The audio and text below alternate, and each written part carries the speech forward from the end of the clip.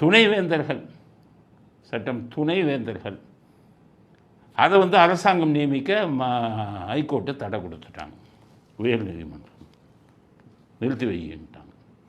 அப்போ நிறுத்தி வையின்னா அடுத்த ஸ்டெப் என்னென்னா, இவங்க ஸ்டேயை வெக்கேட் பண்ண சொல்லி கேட்கணும், தடையை இல்லையா அந்த வழக்கை நடத்தணும்.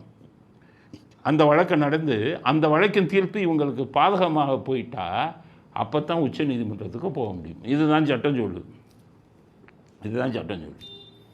ஆனால் இங்கே கேஸில் தடை கொடுத்தாச்சு. இங்கே கேஸையே நடத்தாமல் இன்றைக்கி சுப்ரீம் கோர்ட்டில் கேஸை போட்டான். எப்படின்னா, ஹைகோர்ட்டில் கேஸு நடக்குது, தடை கொடுத்துட்டாங்க, இந்த கேஸை நடத்த வேணாம், நீங்கள் சுப்ரீம் கோர்ட் நேரடியாக எடுத்துருங்க. என்ன பாருங்கள், சட்டத்திலே இல்லாதது.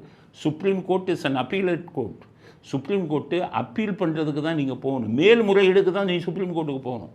நீ மாநில அரசாங்கம் நேரடியாக போக முடியாது. மத்திய அரசாங்கம் ஏதாச்சும் சம்மந்தப்பட்டிருந்தால் நீ நேரடியாக போகலாம். இது மாநில அரசு சம்மந்தப்பட்டது, துணைவேந்தர்கள் சம்மந்தப்பட்டது. ஹைகோர்ட்டில் நீ வழக்கை நடத்தி வழக்கு உனக்கு தோல்வியாக முடிந்தால் மட்டுமே நீ உச்ச நீதிமன்றத்துக்கு போகணும்.